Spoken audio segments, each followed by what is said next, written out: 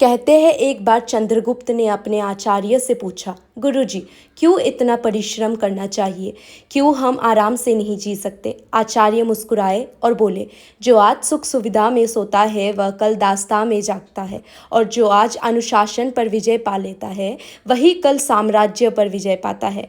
यही सोच मेरे लिए भी प्रेरणा है, इसीलिए मैंने आज अपना दिन शुरू किया सुबह 3 बजे। हेलो एवरीवन, वेलकम और welcome back to my channel. I hope you all are doing great.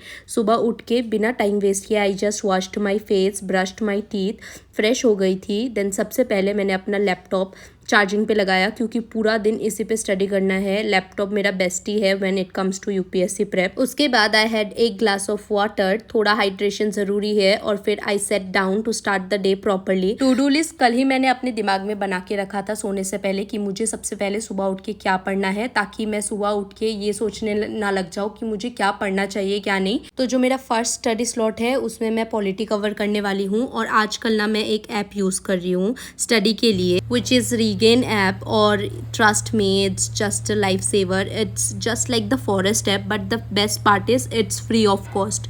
इसके फीचर्स मैं बताती हूँ आपको। You can set timer with pomodoro technique, मतलब 25 minute study plus 5 minute break. यहाँ पे आप अपना खुद का ग्रुप भी बना सकते हो और अपने फ्रेंड्स को इन्वाइट भी कर सकते हो, एक साथ पढ़ाई कर सकते हो और चेक कर सकते हो किसने कितना टाइम स्पेंड किया है पढ़ाई पे फोकस स्टडी के साथ। और मैंने अपना ग्रुप बनाया है जिसका नाम है एस्पिरेंट ओरा के नाम से। यूपीएससी 2026 पूरा नाम है, आपको मिल जाएगा। आप भी चाहो तो ज्वाइन कर सकते हो, मेरे साथ पढ़ सकते हो। आपने देखा ही है बहुत लोगों ने ज्वाइन कर लिया और हम लोग डेली ही आजकल ये ट्राई कर रहे हैं। और जब तक ये ऐप ऑन है, distracting apps like YouTube, Insta, WhatsApp सब लॉक हो जाते हैं। मतलब कोई एक्सक्यूजेज ही नहीं बचता डिस्ट्रैक्शन का। और सबसे बेस्ट चीज़ मोटिवेशन। हर सेशन के बाद एक रिकॉर्ड बनता है। You actually feel proud seeing कितना फोकस टाइम हुआ। You can simply download this app from the Play Store. और अगर आपको मेरा ग्रुप ज्वाइन करना है then you can join it freely. कोई भी, चाहे आप एस्पिरेंट हो, be it UPSC aspirant, SSC aspirant, और कोई भी कम्पिटिटिव एग्जाम्स के स्टूडेंट्स, या फिर कोई स्कूल स्टूडेंट्स भी है, तो you can join me there और हम साथ में पढ़ सकते हैं। I will share the link in the description box, so do check. So in my first study slot, I was revising polity from the very first chapter. I focused mainly on the British Acts because they are really important for UPSC. जब मैंने PYQs देखे, मुझे बार बार इन acts पर questions repeat होते दिखे, specially government of India act 1935, Morley Minto reforms of 1909 and Montagu Chelmsford reform of 1919। इन एक्ट से ही हमारा कॉन्स्टिट्यूशनल डेवलपमेंट समझ में आता है। और गवर्नमेंट ऑफ इंडिया एक्ट 1935 तो एक तरह का बैकबोन है, क्योंकि बहुत सारे प्रोविजंस डायरेक्टली वहीं से लिए गए है।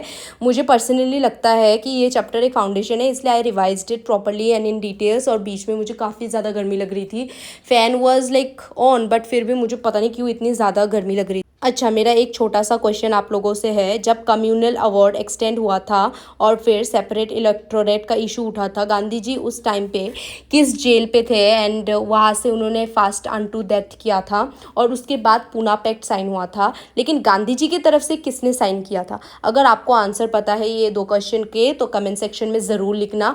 वाइल रिवाइजिंग, एक और चीज़ मुझे बहुत स्ट्राइक की, all these reforms were somewhere about dividing people. British हमेशा डिवाइड एंड रूल करते थे, लेकिन हमारा फ्रीडम स्ट्रगल हमेशा एक चीज़ के अराउंड सेंटर्ड था, यूनिटी एंड इक्वालिटी। और ऑनेस्टली इक्वालिटी के बिना डेमोक्रेसी का कोई मतलब ही नहीं होता। डेमोक्रेसी की सबसे बड़ी फाउंडेशन ही इक्वालिटी है। That's why I feel this chapter and these acts are very important to revise properly.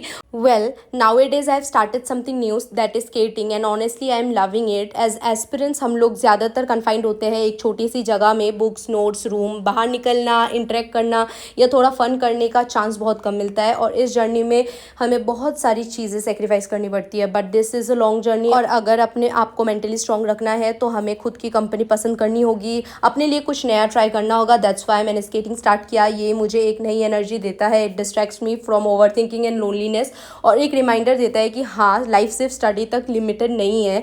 पढ़ाई इंपॉर्टेंट है, बट 24 आवर्स सिर्फ स्टडी पॉसिबल नहीं होता। कभी कभी अपने लिए कुछ नया करना, खुद को इंजॉय करना भी इक्वली ज़रूरी है। And skating for me is that one thing right now. आप देख ही सकते हो मेरे चेहरे पे कितनी खुशी है after skating. I started my yoga session and I really believe it's so important to spend time on self growth and things other than studies. हर दिन सिर्फ स्टडीज़ के अराउंड रिवॉल्व नहीं होता मेरा। We need to do things that make us feel good. Yoga के साथ मैंने अपना माइंड काम किया, बॉडी स्ट्रेच की और अपने आप को रिचार्ज फील करवाया। Yoga really helps, it reduce stress, improves focus and brings clarity. ये प्रिपरेशन का स्ट्रेस को हैंडल करने में बहुत हेल्पफुल है। अपार्ट फ्रॉम योगा मैं फ्री टाइम में सिंगिंग भी करती हूँ और कंटेंट क्रिएशन भी करती हूँ। बेसिकली जो चीज़ें मुझे पसंद है मैं उनको परस्यू करती हूँ even during UPSC prep. Why? To feel good about myself, to recharge और एक रिमाइंडर कि लाइफ सिर्फ पढ़ाई तक लिमिटेड नहीं है। स्टडीज़ इंपॉर्टेंट है बट अपने लिए टाइम निकालना और अपने हॉबीज़ परस्यू करना भी इक्वली ज़रूरी है। So yes, I did stretching. मुझे काफ़ी ज़्यादा रिलैक्सिंग फील होता है। मतलब इस टाइम पे ऐसा लगता है ना मुझे कि बस मैं खुद के साथ हूँ और कोई नहीं है। I just find time for myself to connect with my soul and it's like it's can't be expressed, I'm telling you। ये जो फीलिंग होती है ना, आप ट्राई करके देखना यार, लाइफ में एक चीज़ को, एक नई चीज़ को लाओ, इनकलकेट करके देखो how it feels. It really feels so good.